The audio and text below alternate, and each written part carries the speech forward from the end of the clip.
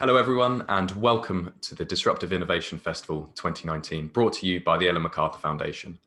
The DIF is an interactive online event series that aims to shift mindsets and inspire action towards a circular economy. Over the next 30 to 40 minutes or so, my two guests and I will be exploring the world of data and why it's such a critical ingredient in the transition from a linear to a circular economy. Along the way, we'll be exploring some use cases to exemplify just how important data can be to accelerate that transition. My name is Leo, and I'm a research analyst here at the MacArthur Foundation, and I'm delighted to be joined by Michael Hanf and Rico Letti, two executive partners at Taxfree, a Finnish-based management consultancy company dedicated to empowering all economic actors to utilize the power of digital technology and data. But more on that company a little later, I'm sure. But without any further ado, Michael and Rico, it's great to have you here and welcome to the Disruptive Innovation Festival. Hi, Leo. Great to be here. Very good. Very excited to be with you today. It's great to have you here. But before we kick things off, it's not just a conversation between us three. And while I'll be fielding my own questions to Michael and Rico throughout the session, we want to hear from you, the online audience, from wherever you're joining us from around the world. Post your comments and your questions into the chat box underneath this live stream, and I'll act as your voice throughout this session. Before we get into the meat of the discussion, Rico and Michael, I just wanted to address the fact that data can often be seen as a bit of a buzzword, and it's often used a little loosely in various different contexts. What do we mean when we say data, and how is it different to say information?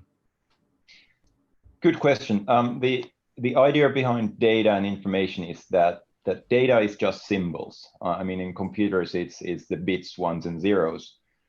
But it really lacks context. If you don't know what those ones and zeros represent, the data doesn't really carry any value in itself. So it needs to be linked into some kind of context, into some kind of relationship with other things. Then it starts to carry information, and it becomes information as such. And then only when it's information, it can actually have a value to something. Mm-hmm. So when we talk about business topics and business logic and business operating models, it's always information that we're interested in understanding. And the data is just a tool to getting to that information. Mm-hmm. I think that's a pretty good answer to that initial question. And when talking about data and information in your context, so I mentioned that you work for a consultancy company called Taxfree. And could you give us a little flavor as to how you use the data or data that you have your hands on, and what kind of context is that in, and what is that information, and how do you provide value to the organizations that you work with? So normally we start from the strategic priorities that organizations have, because you need to look at data in the context, as Rico pointed out, in the context of the business, and look at what do you want to achieve strategically in the context, for example, of circular economy. Data is one of the key ingredients that will basically enable the flow of resources, the flow of products and services between companies. And data is basically the underlying flow that enables that. We start normally with the strategic priorities, then look at the data assets, look at what data is there, and how can we then contextualize that, create information out of it that supports the strategic objectives, the strategic priorities of the company. And in many cases, the circularity and the circular business models and operating models that our customers are looking for. Mm-hmm. And could you perhaps give us an example of such a strategic priority that's related to a circular business model, just to have a little bit more context there? Yeah, I guess so. Just adding a little bit on Michael's answer there still. I guess the core is that data is seen to have value nowadays in the business models in general. So data can be sold or data can be as part of a contract or of a transaction when dealing with other companies.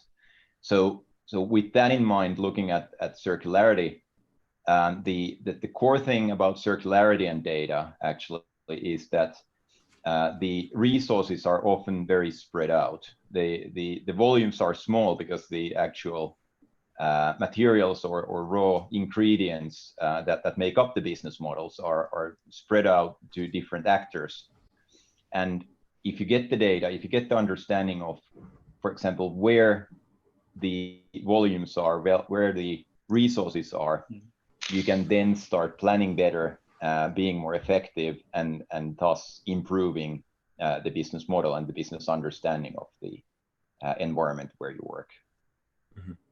And sure. To the question what data means then in the context of circularity, I think it's very often that you look at resource side streams, where the resource output of one company can be the resource, or the waste output of one company can be the input of the other company, but without sharing data, without making that data transparent, you don't know where these waste streams are, you don't know where the resources are, as Reiko pointed out, what volumes are we talking about. So there needs to be an active data ecosystem that's underpinning that, independent if you talk about side streams, if you talk about recycling, if you talk about designing specific products. For all of this, you need data input at the end of the day. Absolutely.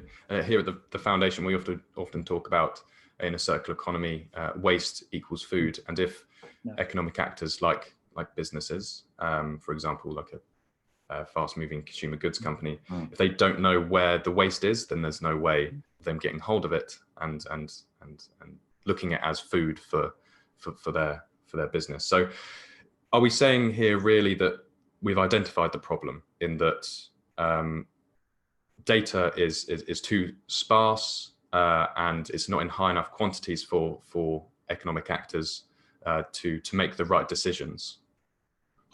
I would maybe add to that. I think one key problem is the sharing of data. As Reiko pointed out, very often data is seen as valuable.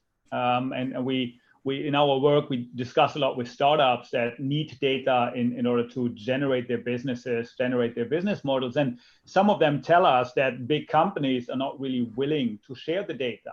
They rather keep it in their basements on their servers than to share it for someone else to basically create valuable services, valuable products on top of that, because everyone is afraid that they will lose out, that they will not be able to get their value. But specifically when you think about the circular economy, you need to look at a very active, vibrant data ecosystem where you share that data very actively and very openly and very transparently. Otherwise, you will not be able to put value-adding business models, value-adding operations on top of that. Yeah.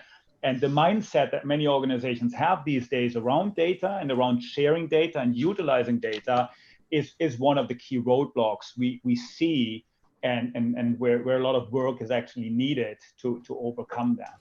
And building on that, actually, one of the funny things about data in whatever business model, be it circular or not, is that while companies do realize that there is some inherent value in the data or in the information that they possess, the problem is that they cannot quantify that value. And while when they cannot quantify the value, they treat all data, all information as equal value. And whatever value or whatever data that they let slip out from the company, they are afraid that they're letting go of something that has immense value. Whereas now, first of all, realizing what is the actual value of the information, and then being able to say, okay, so this information is of this amount of value to us. Then you can actually start to have an intelligent conversation about, how to share that information. But before you have that inkling or that framework of, this is how I value my information, you cannot get there, and you're just guessing, and then you're afraid of sharing the information. Sure. And you're speaking from experience in the work that you do at Teval. Perhaps coming back to the question that I asked a few minutes ago, is there an example of this in action where companies have been perhaps seeing data is intrinsically valuable, but not realizing the value of it, and being too hesitant to share? And how did you go about convincing them to relinquish their data, as it were? Yeah, I think one of the biggest things that we've been working with and really being proud of being actually able to do that, we've been working to create a more of a strategic picture of the plastics ecosystem in the Helsinki, the greater capital area, so to say, in Finland. And what we wanted to do is basically try and understand how does the ecosystem model work around the plastics circulation. So that would be all the plastics that are circulating and produced and consumed in the greater Helsinki area. And there, sorry to interject, that's what you mean by an ecosystem. That's just the stocks and flows of the material or materials that are in the scope. Exactly. But to add to that, I mean, and not wanting to lead the discussion too far away from your original question, what we actually talk about when we talk about the ecosystem is not just the operational flow, but you need to also consider how that ecosystem gets developed, for example, by startups or existing companies, how the government or the municipalities actually have an effect by funding or regulating different actions in that ecosystem, or how consultancies such as ours have an impact in oiling the system, so to say, so changing the way that ecosystem works. And fundamentally, one of the ideas is that you have somebody looking at the whole ecosystem and directing the ways that it works, so that everybody basically is aligned to the same purpose of getting, for example, the plastics to, in this case, the plastics to circulate effectively.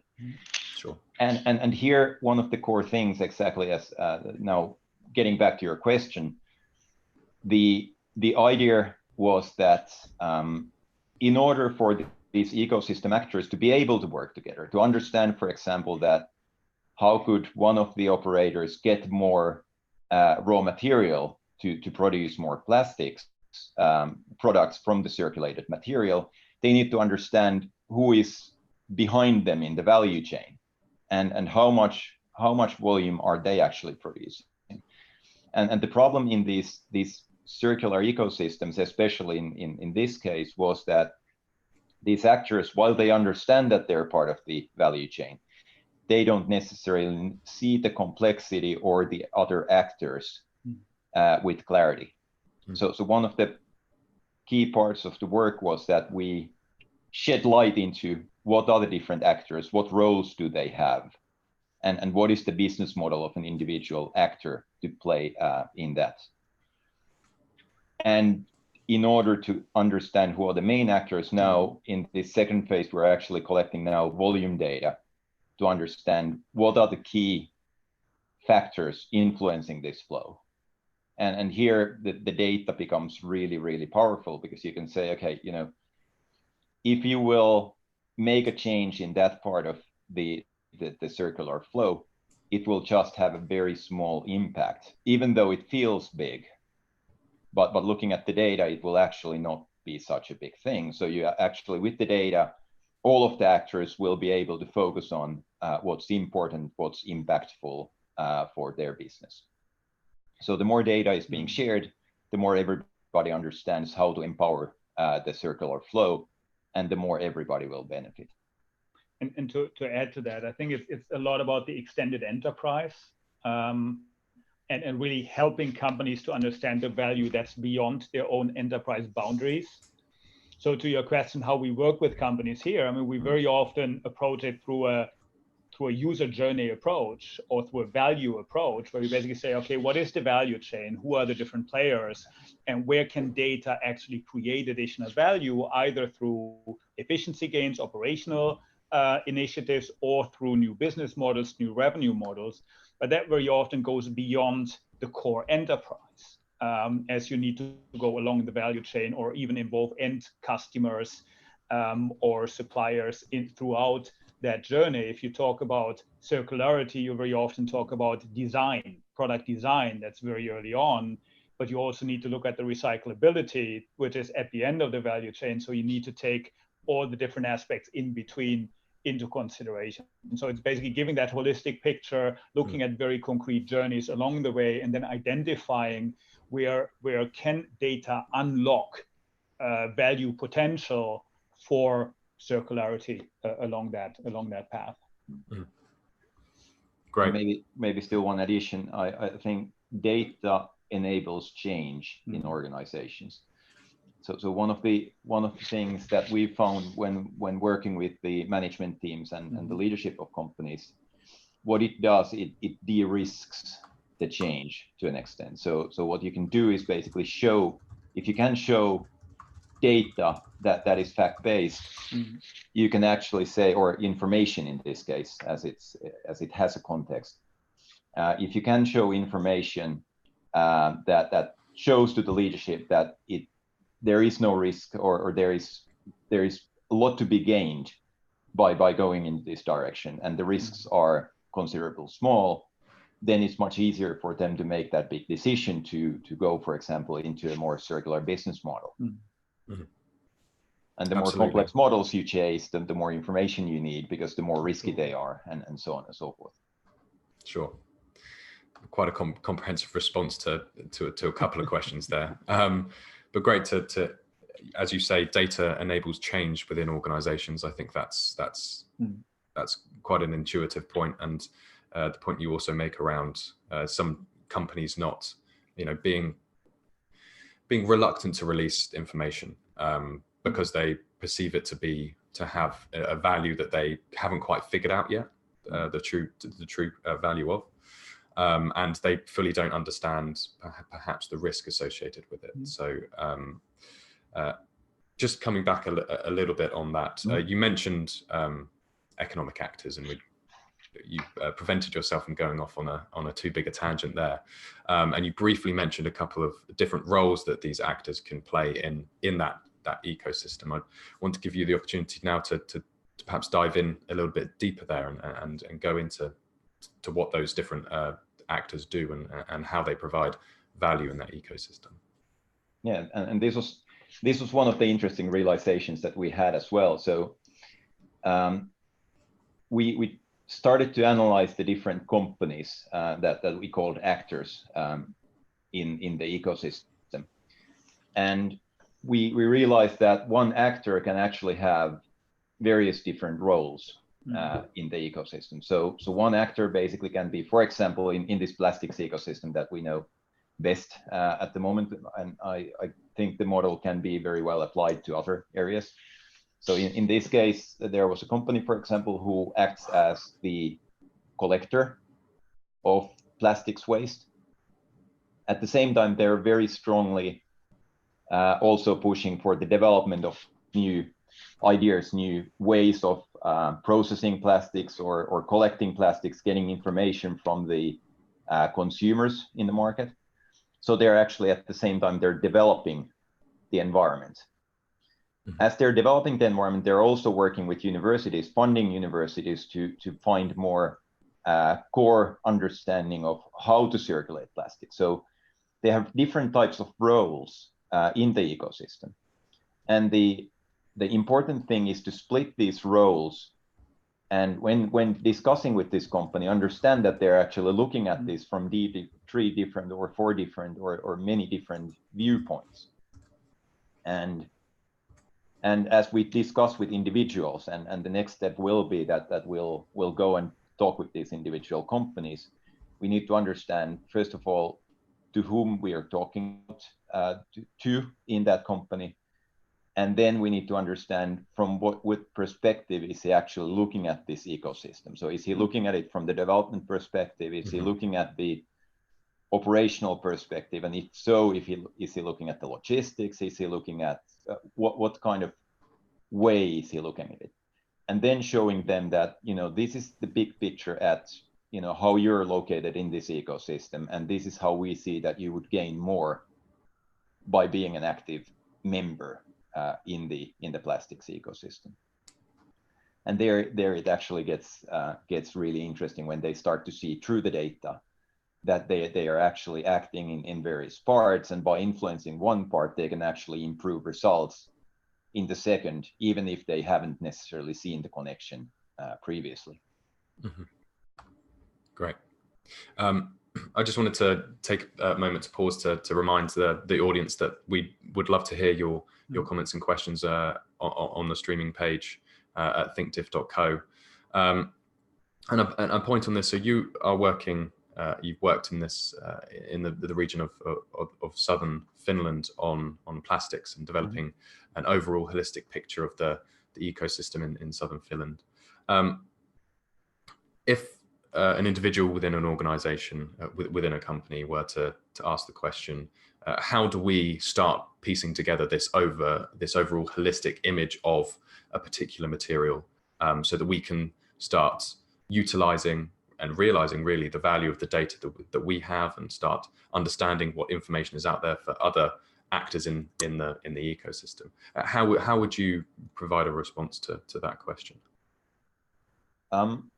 What we've done with some of the customers, and this has been more from the leadership team point of view. What we've done is we've made an ecosystem map, so to say. So putting their company in the center, and trying to understand what kind of flows go through that company. So exactly going back to these roles, first of all, asking them, who are the actors that you work with from different leadership members, and they maybe pointed us to other people in their teams. Trying to understand, okay, so who are the main actors that create most value for you? And then understanding those flows from the perspective of if there is money and products flowing through that connection, or if there is information flowing in whatever form or shape, or if there is an influence relationship between these actors. Influence can be, for example, that there is a regulator who regulates that company and as such has an influence. Mm-hmm. So once you have this map together, you can start then looking at, okay, so what are actually the connections between these actors?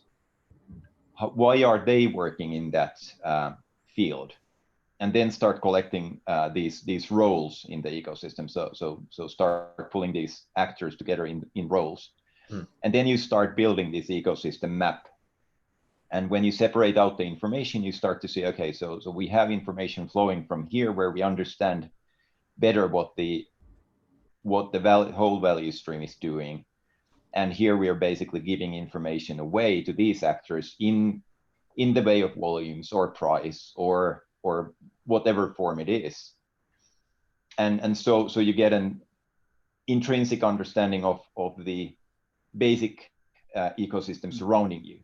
Then you can start going a little bit further and trying to understand, okay, so is there a circular model present, or is it fully linear? So then you can trace it back to, what are the raw materials being used, who is producing them, and so far all the way to the consumer. Usually it stops with the consumer, but with the circular models, you would then continue from there backwards or forwards, depending on if it's a more linear model than a circular one, and so on and so forth.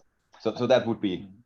I think what's very critical on what Reiko pointed out is to look at the big picture. We have been discussing now with many of the companies we work with, and they start with point solutions. And then they basically end up in a situation where they are sub-optimizing some parts of their internal organization, but they're not really looking at the end-to-end material flow. As you said, if they want to optimize a specific material flow, you need to understand up and downstream in your value chain, who are the players, what are their interests, what do they value, and how can we actually tap into that potential. So it's really about painting a holistic picture, understanding the big picture, understanding the different actors, in order to then almost reverse engineer the value streams that you basically create as an overlay on top of that, and see how can we influence that with circular models, with circular approaches in that context.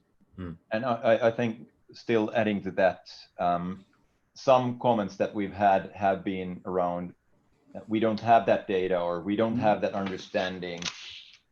But then it's important to list the hypotheses, the assumptions that you make around the market, and try and see if there is something that you can use to basically see if that hypothesis makes sense, or if it's truthful. Documenting that and making sure that everybody understands that the ecosystem and the structures surrounding the company in the same way, and then proving that model with data is immensely valuable. But the key point to especially understanding what Michael said is that this needs to be a leadership level discussion, because usually even in the leadership team, as you're somewhat siloed in terms of your metrics and interests, the problem is that most people below the leadership team make suboptimal decisions because they just see part of the picture, and they're measured just for their part. And when looking at these ecosystem models, you need to understand the big picture of what that company wants to do in total. So it's very important that the CEO and their team is included, and they believe in the model, and they see that there is an inherent value. Otherwise, it doesn't really make sense. Yep. And say there's somebody that isn't perhaps at the leadership level, but has seen this session, understands the work that you've been doing at Teval. What's the best piece of advice that perhaps you would have to them to try and engage the leadership group, to try and go through with such a mapping exercise to understand the upstream and the downstream reality of the ecosystem that they find themselves in? I mean, as Rico said, you need to buy in from the leadership, but it doesn't necessarily need to start from there. I think independent of where you are in the organization, you have a possibility to start create visibility and create a picture of your specific area. And with that, make it transparent to either your unit lead or your leadership or the rest of your organization or the ecosystem in many cases, what it is that you're actually looking for, and create the first success. Basically, lead with success. Look at the first areas that you want to work with. If you're in purchasing, if you're in supply chain, if you're in many other functions, you have a lot of possibilities to utilize data to create this visibility, and then build on top of that. What we have seen is that success normally attracts success. So once you've been able to show the first success, to show the first use cases, the first new business models, the first operational improvements, you basically attract attention from the rest of the organization. And that creates a multiplier throughout the organization that you can then use to basically have that momentum also to involve the leadership team to drive forward. The maximum value, the maximum impact will only be achieved once you have that holistic view. But it's definitely possible to basically start from one specific unit, one specific area, or even one specific desk in the office. Also, I would add that there are two types of people that you need to convince when looking at leadership teams. The other ones believe information, the others don't. The ones that believe information, the strategy is pretty clear. So you collect data, you collect and make it into information, and then tell the guy who understands data and understands the relationship to their business is to say, see, I found something funny. Can you explain why this is happening and why it doesn't make sense for us to go into this direction? So using information as a lever towards them. Usually if they're analytical and they're good with numbers, they understand that there is something to it. And they might ask you to collect more information to broaden the scope. And that's, the small things lead with success type of thing, and leading with questions. The other part is, and this we've found somewhat problematic also, is that some people don't want light to be shining into their operations, and information when it's clear, it's concise, and it's truthful, is a very bright light. And if there is something wrong in the operations, it might be that they don't want that information to be more public. So then it needs to be understood, is there something that needs to be hidden there, and then work around that. But regardless, it's the information, collecting information that is hard to dispute is the core thing in moving these things forward regardless. And this link to the strategic priorities. I think that's another thing. Independent, if you're a corporation that's looking for revenue or for profitability, yes, or if you're an NGO or another impact organization that's looking for the biggest impact, it's always important to argue from that value, yes, point of view and really show what it is that we actually do to increase, to address the strategic priorities of the organization in that context when you do that. Yeah, oftentimes what we see is some consultancies specifically talk about, let's collect all the data together. Let's just do a blanket analysis of all the information that you have. And to our view and to our experience, that doesn't really make sense. You need to first try and understand, what are you trying to address? What are the strategic objectives that the information will actually drive forward? Then once you've created that hypothesis that if we had this information, we could more make sense of this strategic objective, be it circularity or not, then it's possible to move forward to finding out, what information do I need? Does somebody in my ecosystem have that information, or do we have that? How do we collect it together? How do we analyze it? And how do we make value out of it? So you can focus the effort and you can focus the resources to the points that actually matter, not just, because it's the 2080 rules. The 2080 rules really apply with information. So it's, the 20% of the information really caters for most of the value in the operations. And you mentioned there that a key component of that is identifying where other organizations within the ecosystem that potentially could hold valuable information for you. Presumably, obviously, you're working as a company a consultancy company that's trying to drive that collaboration across across value chains.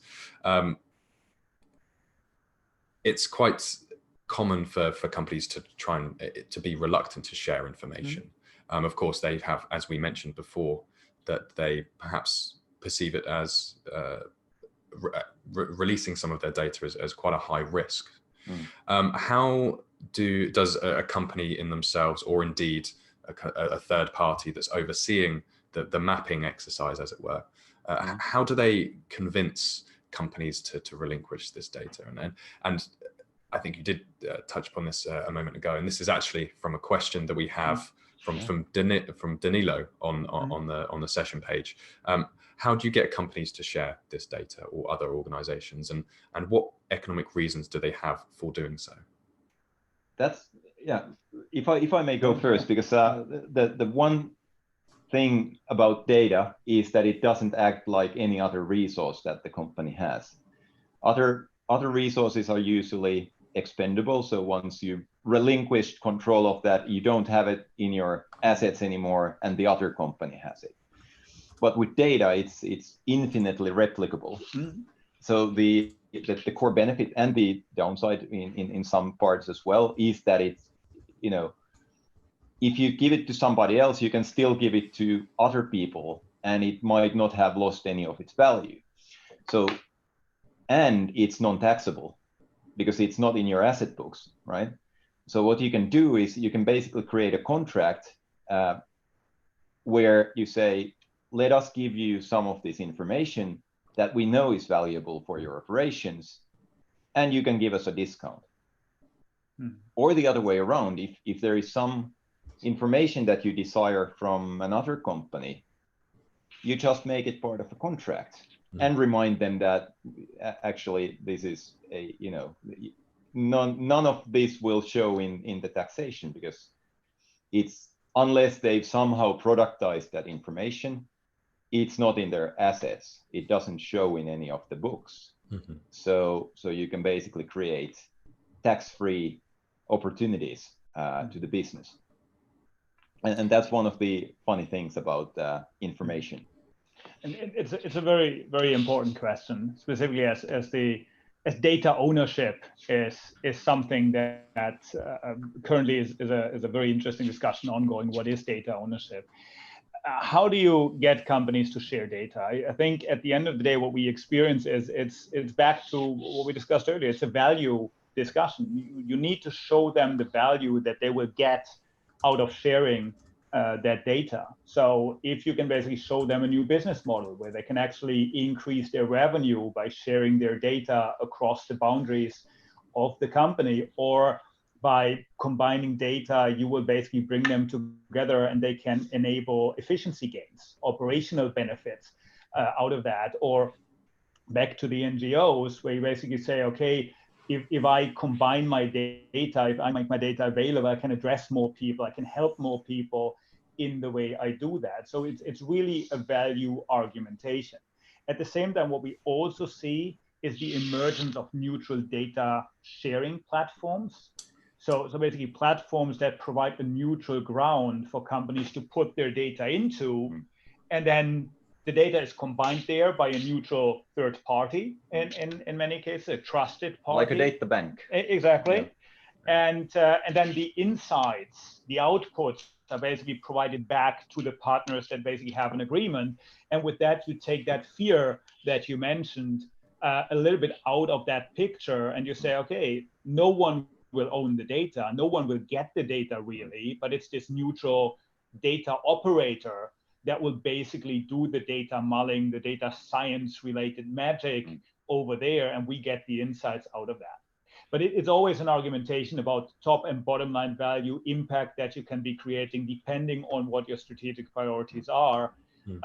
That would basically make companies do these type of things, because that's the way companies, organizations are built. They're built to enable their strategic priorities, and that's very often impact, revenue, profit, cost efficiencies. So just adding to that, one of the things that needs to be understood about data is also that there is no legal definition for owning data. It's only that you control data, or you control assets that contain information and data. And then it's always a question of, so how do you extend that control once you've relinquished the control of that data to somebody else, if you want to try and control it. And then there are different ways that we don't necessarily, that would go out of the scope for this discussion on how can you build controls around that. But I think it's a core definition that needs to change, that we own data. Nobody can really own data as such. You just own the assets that contain data, or whether it be papers or whether it be your computer. And then even with cloud services, for example, there have been cases where a company has said that, we own the data on the cloud servers, but then a judge has decreed that if this computer has been in other premises, the data in that computer actually belongs into that computer, and since it's owned by a company and just rented to this other company who has put the data in, this other company can actually, in some cases, use the data. And that's really, this is what GDPR tries to limit, and these other legislations try to limit to an extent. But GDPR naturally only offers protection to some parts of information data. So, I'm sure we can talk at length and go on for a big tangent about we can data laws. Have another discussion altogether about that, but yeah. It's the old cliche that information wants to be free, and it's only contained within self-defined parameters if through human intervention, right? Yeah. We've gotten a few questions coming through from the online audience, which is great. Just filtering through these now. The first one is from Nicola, who asks rather, how can the use of data assist in the application of circular economy principles? That's a good question, and at the end of the day, data itself will not really assist in applying circular economy principles. Data is a key enabler to do that. Data is a key requirement to do that, but data itself will not necessarily create these frameworks or these principles. It's companies, it's basically individuals that build the principles on top of the data, and then, like in the plastics ecosystem that Reko referred to, the data then enables the implementation, the execution, and the enforcement of these principles at the end of the day. Exactly, and I think one of the core things, as said before, is it de-risks some of the changes. So it helps in making sure that everybody understands that there is business to be had, for example. Because my firm belief is that while some companies may want to create circular business models just to benefit the environment, most still operate under the rules of business. So making sure that there is a business model to operate. I mean, otherwise there is no basis to have a business unless there is somebody funding the operation. So you need to always try and revert it back to what is the business model, what is the business case for this company to operate here. And one of the core components of understanding the business case is to understand the risk of the business case. And once you have the information, you have an understanding of what are the risks, and you can quantify things. And then from there, you can go forward. Also, on the operational side, once you understand the overall flow of the business model, you can improve the operational efficiency. So the impact to the bottom line by understanding, how can I more effectively operate in this field, by understanding where are the resources, for example, where can I collect, how can I optimize my logistics, how can I optimize my production to handle the peaks that might be visible in the volume, things like this. And these are more the operational side of things. But the core thing for the CEOs and the leadership teams has always been, how do I grow the company? And for that specifically, you need to understand what is the value stream where I operate. Can I take more control of the value stream? Can I beat some of the competition to their area and try and take over that area in the circular model, where I can then get more business to myself. And while these are somewhat harsh kind of business things to think about, all companies need to think about them, otherwise they're out of the business. I hope that somewhat understand fills in the gaps for the person who asked the question. Absolutely, and I'm sure if it hasn't, then Nicola will reply back on the ThinkDiff page there. In the interest of time, there's just two more questions that I'd like to put to you. Again, from the online audience, we've got Sammy here that says that, who says that in their experience, companies are not interested in sharing information or placing themselves on this ecosystem map until the mapping or data sharing exercise reaches critical mass. And she asks, how can we get to a critical mass to incentivize data sharing in a region such as Middle Eastern or North African regions, where open data is perhaps not too advanced? It's an excellent question. I'm not sure if our experience backs that up, that there needs to be the critical mass first. In our experience, many companies are currently planning to or trying to be the initiators of these ecosystems and first movers. because they start to understand that there's no way around that for them, that they cannot be circular by themselves, that they cannot implement circular business models, circular operations without doing this through an ecosystem, through sharing very actively. But I think it's like the session today is about spreading the word, making sure we work with companies to make sure that they understand that this is what it actually takes, and take that message forward in all the discussions. And as Rekko pointed out earlier, link it back to the business realities that many of the CEOs and C-levels operate today. Because very often you have that discussion between, do I optimize my revenue? Do I optimize my profitability? Do I share data? Will I become circular? And I think we need to get to the point where people start to understand this as not either or, but and. We need to do these things jointly, and they need to support each other at the end of the day. Very quick answer from my point of view. The core driver for changing into these more data-driven models, again, in whatever industry, is if companies see that some other companies are experimenting with different types of business models, for example, pay-per-use type of models, or whatever it is, or platform models where they try and create different types of digital platforms, then they start to realize that in order to move into that kind of business models, you need data.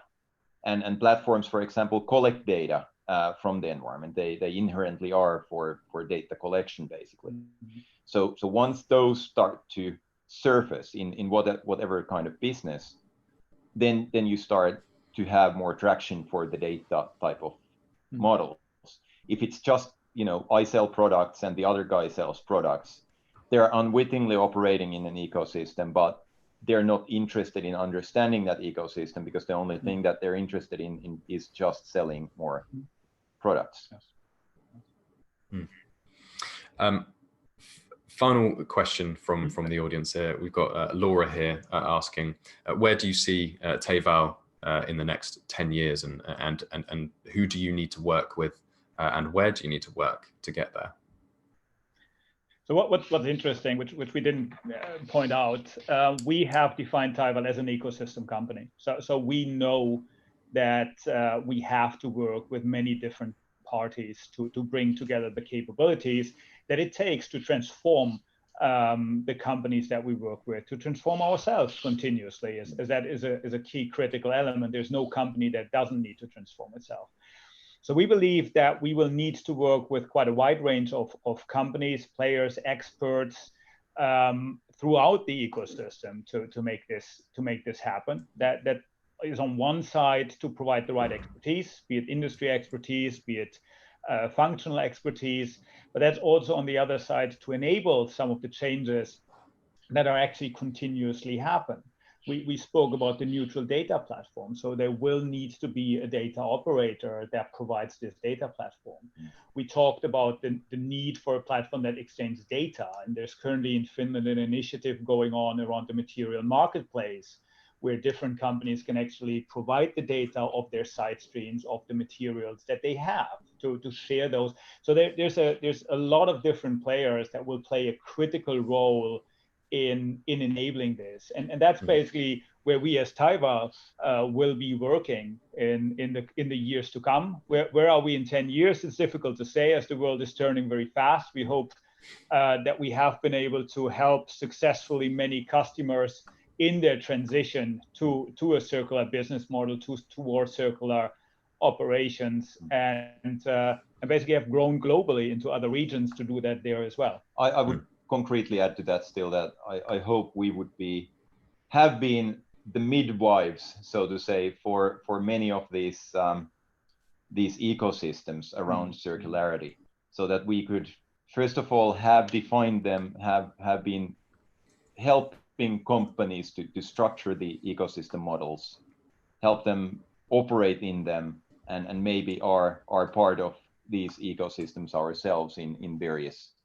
areas. And I think that's where we see the growth. So not just helping individual companies, but helping companies form these value chains and operate them. That would be our future, in my opinion. Very good. Great.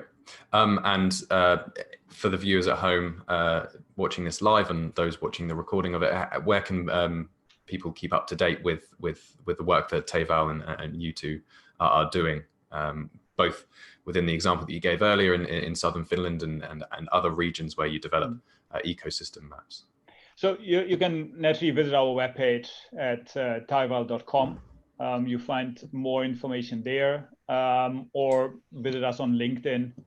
We post quite frequently around the different topics on this area specifically in LinkedIn. So I think following LinkedIn might be the best option for following up. But then, especially once we complete the new web pages, then the web pages are also naturally a source of information in these topics. And naturally, in case of specifics, happy to also commune by email or whatever form suits you in specific questions.